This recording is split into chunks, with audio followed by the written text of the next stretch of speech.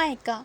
सुनो जी, मैं कह देती हूँ, बहनों के प्यार में अंधे होकर अपनी कमाई को यूँ पानी की तरह बहाने की कोई ज़रूरत नहीं है। कुछ अपने बीवी बच्चों का भी सोचा करो। ये मेरे पास साड़ियाँ रखी हुई हैं, इसे ही अपनी बहनों को देकर तीज त्योहार की बला टाल लेना। अपने पति रमेश को कुछ साड़ियाँ दिखाते हुए और ऊंची आवाज़ में समझाते हुए और रमा बोली। रमेश ने एक नज़र उन साड़ियों पर घुमाई। उसे देख वो समझ गया, ये वही साड़ियाँ हैं जिन्हें रमा को आस पड़ोस वालों के यहाँ कुछ फंक्शन में जाने पर उपहार स्वरूप दिए थे और उसे बिल्कुल पसंद नहीं आए थे। लेकिन अपनी पत्नी के इस ऊंचे स्वर के सामने कुछ बोलने की हिम्मत नहीं जुटा सका और उसने चुप ही रहना उचित समझा। रमेश 3 बहनों का इकलौता भाई था और एक प्राइवेट कंपनी में कार्यरत था। रमेश की पत्नी रमा को यूँ तो कभी किसी चीज़ की कमी नहीं हुई थी, लेकिन जब भी वो रमेश की बहनों को मायके आया देखती थी, उसके सुर बदल जाते थे और वो रमेश के लिए भड़कती रहती कि अपनी बहनों के लिए इस घर की सुख शांति को दांव पर लगाकर सब कुछ लुटा दो और ना जाने क्या क्या कहती। रमेश अपनी पत्नी का स्वभाव जानता था, इसलिए उसको नज़रअंदाज करता था और कुछ कहता भी नहीं था।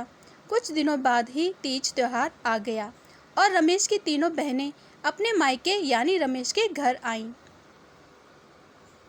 जहां रमेश ने तो हंसकर उनका स्वागत किया, लेकिन रमा का चेहरा बदल गया था।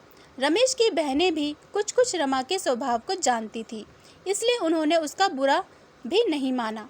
रमा उन सबको आए देखकर कुड़बुड़ाती हुई अपने कमरे में चली गई और रमेश से कहने लगी, देखो मैं कह देती हूँ, जो मेरी बचत के पैसे फिजूल में अपनी बहनों पर खर्च किए तो ये सभी आ गई मुंह उठाकर तीज त्योहार के बहाने पैसे ऐंठने।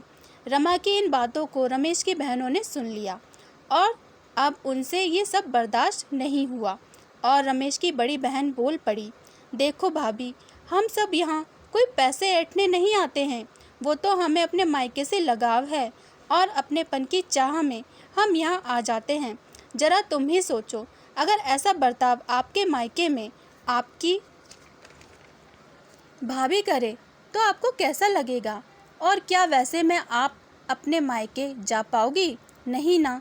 और फिर बिना मायके के आप खुद अकेले पड़कर ससुराल में सिमट कर रह जाओगी।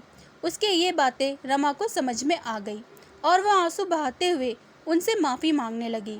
फिर उन्होंने रमा को माफ़ करते हुए गले लगा लिया और ये सब देखकर रमेश के चेहरे में भी मुस्कान आ गई। अब रमा को समझ आ गया था कि हर बेटी के दिल में मायके से लगाव आजीवन बना रहता है और मायके से स्नेह अपनापन पाना उसका अधिकार भी होता है। कहानी पसंद आई हो तो प्लीज़ चैनल को लाइक एंड सब्सक्राइब ज़रूर करें। धन्यवाद।